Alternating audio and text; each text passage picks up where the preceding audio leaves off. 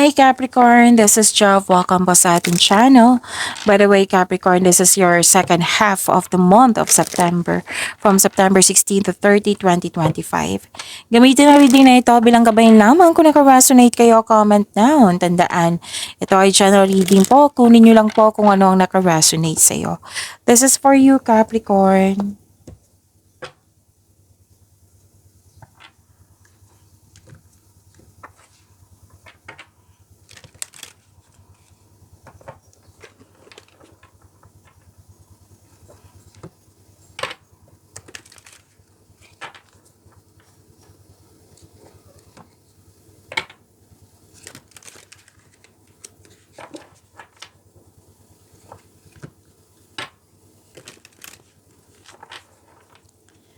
Para po ito sa iyo, Capricorn.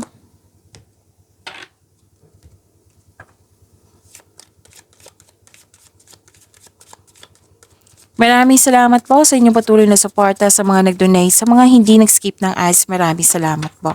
Sa mga hindi pa nag-subscribe, subscribe na po kayo at click bell notification para malaman nyo na may bago tayong video. Para sa mga gusto magpa-reading, comment po kayo ng personal reading. Again, comment kayo ng personal reading and check my reply sa comment section.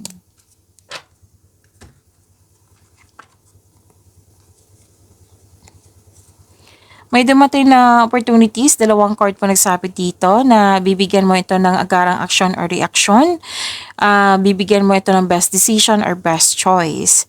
Pwedeng may importanteng lakad, pwedeng kayong bisita or makakatanggap kayo ng importanteng bisita. Okay. So, opportunities.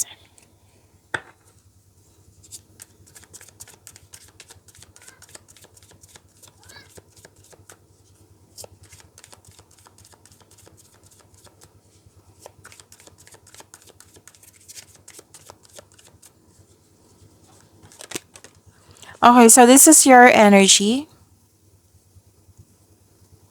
Capricorn, ngayon September 16 to 30, 2025.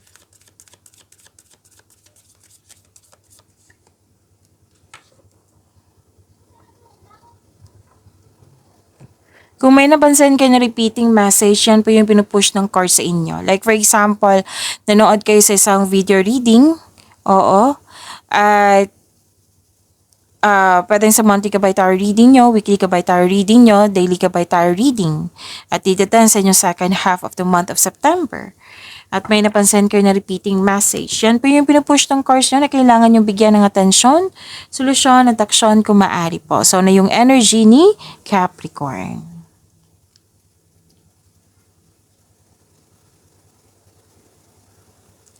Intellectual ambition, magaling ka na leader, or di kaya may leadership role na binigay sa iyo. You want to win at all costs, gusto mong manalo, oo, at your authority person, ginagamit mo ang katalinuhan o lohika para makamit ang tagumpay. Gumagawa ka po kayo ng aksyon upang manindigan. So makinig po daw kayo sa inyong intuition, magtiwala sa inyong boses. So, ginagalang ka at kinikilala ka ng mga tao dyan kasi marami ka nang napatunayan. At kung may legal na usapin, oo, maaring makakatanggap ka ng good news.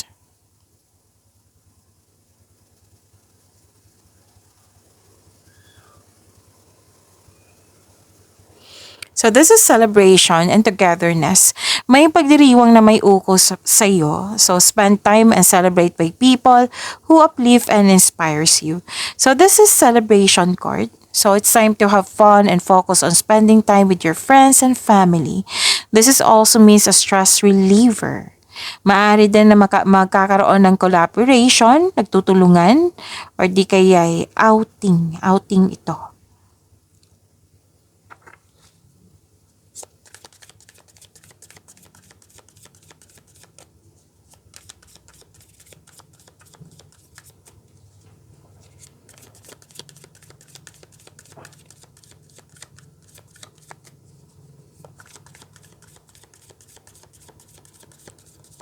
Career and money ni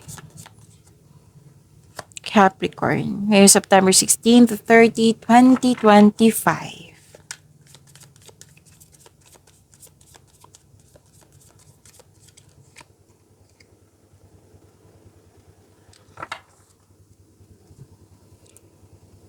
Celebration pa rin. Dalawang card na mismo nagsabi nito. Different card po siya ha, pero may celebration dito.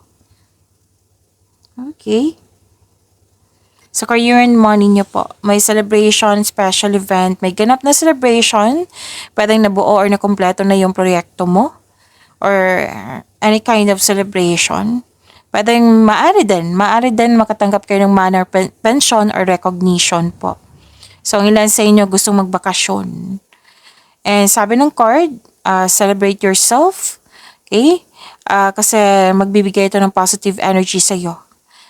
It will increase the flow of positivity sa iyong buhay. So, sabi ng card, you deserve to celebrate your success.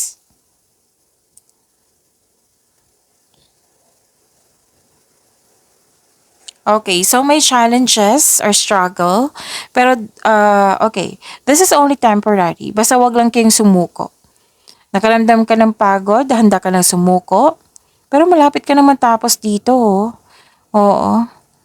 So, move forward, tapusin mo yung mga nag-aantay na gawain. Huwag kayong magpa-apekto sa toxicity or sa taong mataas ang ego. Kasi mukhang na huminto ka dito naapektuhan ka. So, ipagpatuloy niyo po na tapusin niyo po yung mga gawain. Yan ang sabi po.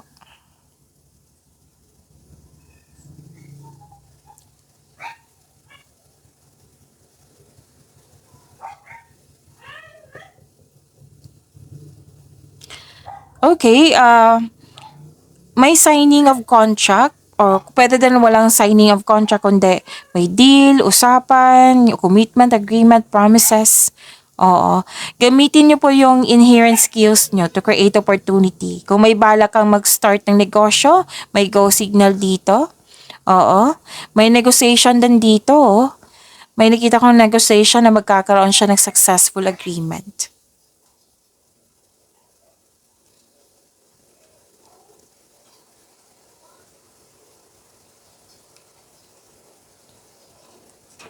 So you have the power, authority, and stability. Magaling kayo na leader, maraming naniniwala sa iyong strength and skills, marami ka nang napatunayan dyan. You're making tremendous progress sa inyong career. Oo, or nag-level up na kayo dyan.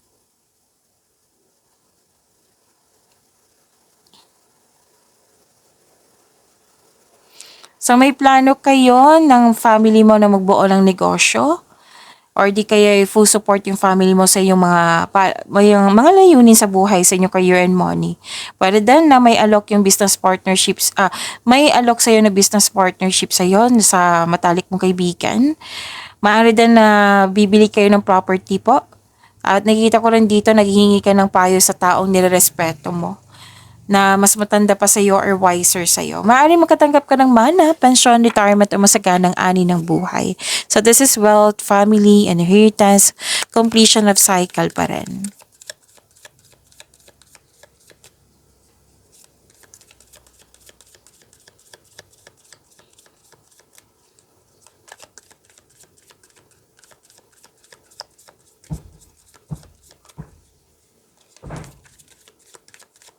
Love life, self-love, partnership, and romance ni Capricorn ngayong September 16 to 30, 2025.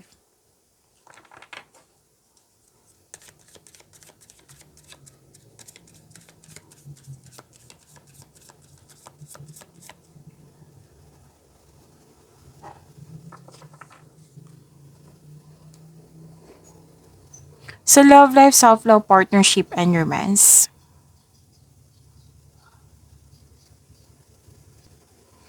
Okay, nakita ko dito Nakita ko to kanina dito. Oo, na may ano dito, loss of connection. Pwede naalala nyo to or mangyayari po na nalungkot kayo. So, you have to move forward. Oo. Kailangan ng forgiveness. Don't worry, after nito, may parating na new direction. Kailangan lang po ng forgiveness. Forgive yourself or forgive this person or forgive the situation. Oo, para magkaroon ng hope and healing.